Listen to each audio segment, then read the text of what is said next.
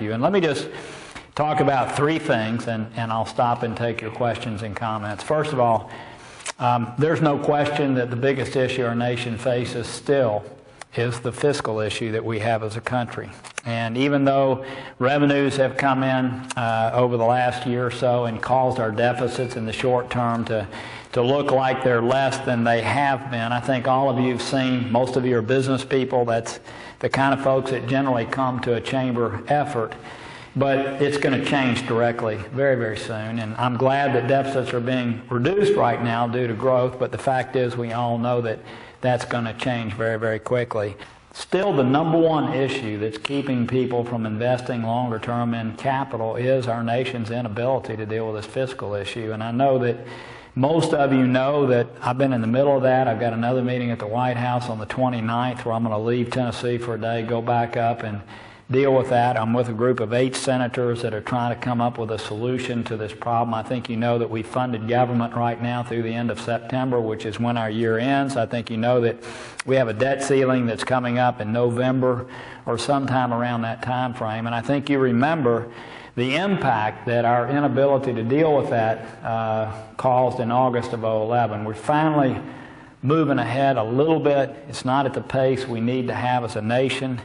But I hope that we're going to be able to take another big bite out of that apple. And I just want you to know that I'm doing everything I can to solve that problem in a reasonable way. But let me just give you one stat, if I could.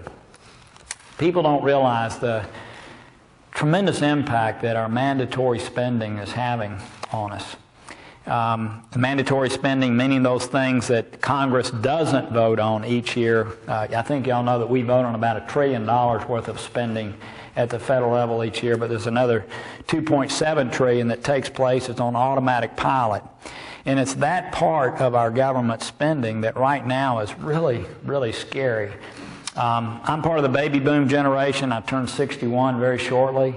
There are 20 million more of us that are going to be on the entitlement programs, mandatory spending programs over the next decade. And let me just give you one stat, if I could. I do this all the time. I know some of you attend multiple of these meetings, may get tired of this, but the average American family today pays into the Medicare program over their lifetime $119,000.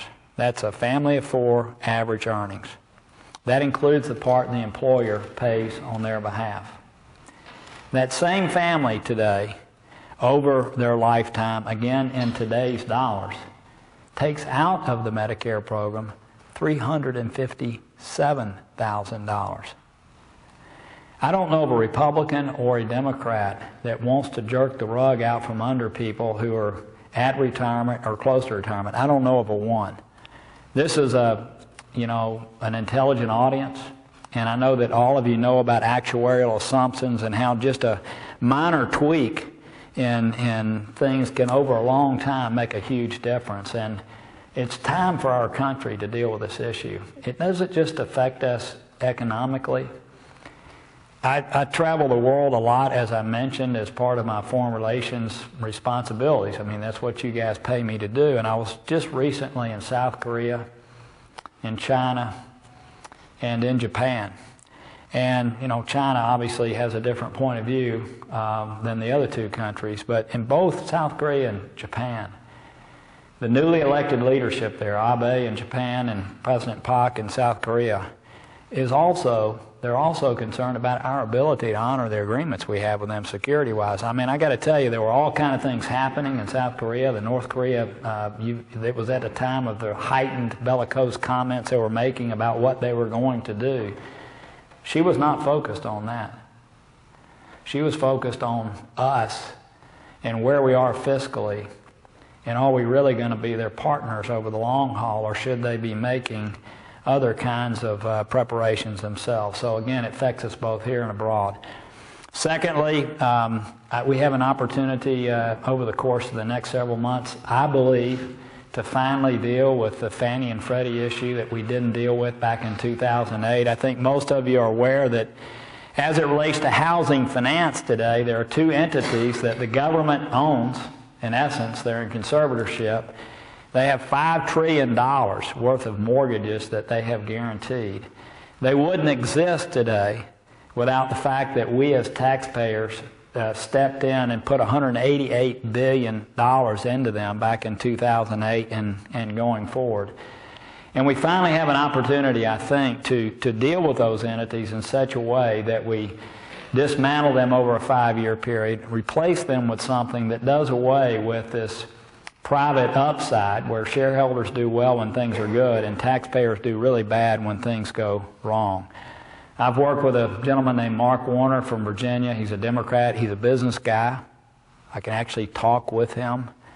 And we've developed something that I think will work, and I think we're going to finally have an opportunity to deal with that issue in an important way, and hopefully it'll happen this fall. And then thirdly, I'm going to mention one other topic and take your questions and comments. I know there's a lot happening right now around the world. And we're watching on the television as we see people, the Egyptian military, for instance, crack down on the Muslim Brotherhood and do so in a way that candidly tests, if you will, American values. I'll say on the other hand, candidly, the Muslim Brotherhood, when they came into power, they conducted what I would call a political coup. I mean, they did things they should not have done too. I know we watch as our country discusses aid, not aid. I'd just like to say one thing about that, and we've had the same debates about Pakistan. We've had debates about lots of countries around the world, and especially to a chamber audience. We have 4.5% of the world's population. 4.5%. Our nation and Blount County has disproportionately benefited from this. But we have 22% of the world's economic output. So 4.5% of the population, 22% of the world's economic output.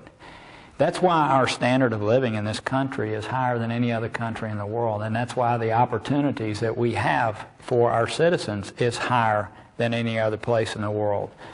So when we see things that threaten economic security, it looks like it's far away, but it affects us. And one of the great examples right now, for instance, in Egypt, people in Memphis, I assure you, can identify this because they're such a transportation hub. But we get priority transportation through the Suez Canal right now. U.S. ships get priority transportation through the Suez Canal, a very important passageway for a lot of commerce that matters, candidly, to us here in Blount County and people all across our state. The security issues matter to us. I mean, let's face it, at the end of the day, the jihadists that end up trying to concoct these many things that disrupt our country and cause us to be in fear if they ever actually happen, much like happened back in 2001, they're pointed our way. And so, for instance, today in the Sinai Desert, northeastern part, there are jihadists there that are gathering, and they're doing things that over time could wish us harm. I was just in southern Jordan meeting with the King of Jordan on Thursday, and I landed at the airport and drove a few miles down on the southern part to meet with him. He goes down there in the summertime.